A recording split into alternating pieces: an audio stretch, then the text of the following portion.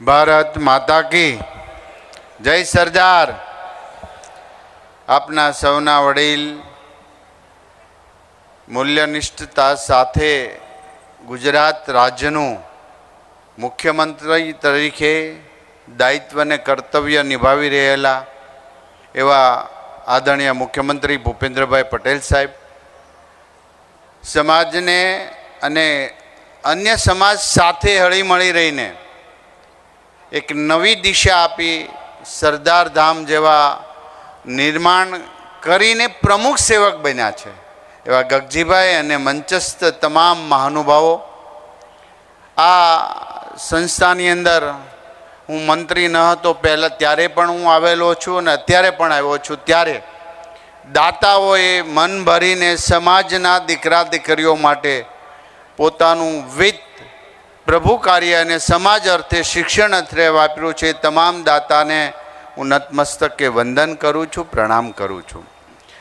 આજના આ પ્રસંગે સફળતા પ્રાપ્ત કરીને જે યુવા મિત્રોએ રાત દિવસ મહેનત કરી અને સફળતા હાંસલ કરી છે એમનું સન્માન છે, અને બીજા દીકરા દીકરીઓ અહીંયા ઉપસ્થિત છે ત્યારે એ પણ થનગની રહ્યા છે કે અમે પણ સિવિલ સર્વિસની એક્ઝામ આપી અને અમારું ધારેલું ફળ કે ઈચ્છિત સ્થાન પ્રાપ્ત કરીએ। પરંતુ આ સમયે જે મા બાપે પેટે પાટો બાંધીને આપને ભણાવી રહ્યા છે ત્યારે એ દીકરા દીકરીઓ પાસે ડિગ્રી અપેક્ષા તો છે જ, સાથે સાથે સંસ્કારિતતા, એક યુવાન દીકરી પોતે સરદાર ધામમાં ભણીને એક પોતાનું નામ રોશન કરે એ સ્વપ્ન મમ્મી પપ્પા વાવી રહ્યા છે, અને આ સ્વપ્ન ક્યારે રોળાય નહીં એનું પણ આપણા દીકરા દીકરીઓએ ધ્યાન રાખવું પડે। દુનિયામાં બધી જગ્યાએ થાકી જશો, સ્વાર્થની દુનિયા છે, ત્યારે અંતે આપણા મમ્મી પપ્પા એ જ આપણા ભગવાન છે। આ એક મસ્તિષ્કની અંદર આ વિચાર રાખીને આગળ વધીશું। ગગજીભાઈ ઘણી વાત કરી, પણ જ્યાં જ્યાં સફળ થઈને જે અધિકારીઓ બનશે, કેમ કે એક શિક્ષક ગામમાંથી વિદાય લે આખું ગામ રડે એને સ્વાગત કરે, એક શિક્ષક માટે આખું ગામ ઉપવાસ ઉપર બેસે કે અમારે નથી જોઈતા। એ જ રીતે કલેક્ટર હોય, એક રાજકીય નેતા હોય, દરેક ક્ષેત્રે એક માટે ખૂબ સારા પોઝિટિવ અભિગમો। એક શહેરમાં કલેક્ટર આવે ને જતા રહે, એમની બદલી થઈ દુઃખ વ્યક્ત કરે, એક અધિકારી શહેરમાંથી જાય એની રાહ જોતા હોય।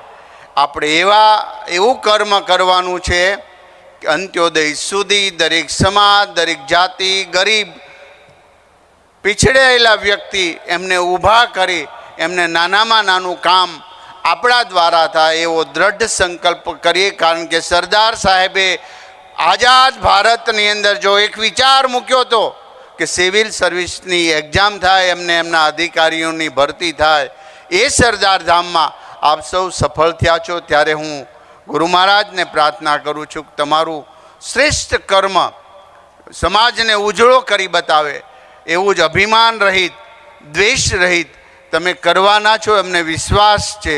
આ પ્રસંગે તમામ સ્ટેજ પર મહાનુભાવો અને ગગજીભાઈએ કહ્યું એ રીતે કે મુખ્યમંત્રી તો છે જ, એની પ્રોટોકોલ પ્રમાણે સિક્યુરિટીને એવું આવે, બધું થાય ત્યારે એવું થાય કે મુખ્યમંત્રી છે, પરંતુ એટલા સરળ અમે તો રાત દિવસ એમની જોડે કામ કરીએ છીએ। એમને જેમને હિંમત આપી છે, ક્યાંક થાકી જાય અથવા તો નર્વસ થઈ ત્યારે એમને હસતા હસતા કહ્યું છે કે આ નિર્ણય આમ જ લો, સમાજના હિત માટે છે, ગુજરાતના હિત માટે છે। એવા પ્રેરક પ્રોત્સાહિત આપને મુખ્યમંત્રી મળ્યા છે, એમને જોરદાર તાલીઓથી વધાવી। આપ સૌ યુવા મિત્રો સફળ થયા છો, આપને પણ દિલની ખૂબ ખૂબ શુભકામના પાઠવું છું। દરેક લાડકા દીકરા દીકરીઓ અહીંયા ઉપસ્થિત છે, તમે પણ સફળ થશો એવી ગુરુ મહારાજને પ્રાર્થના કરું છું। અસ્તુ ભારત માતા કી જય। વંદે માતરમ।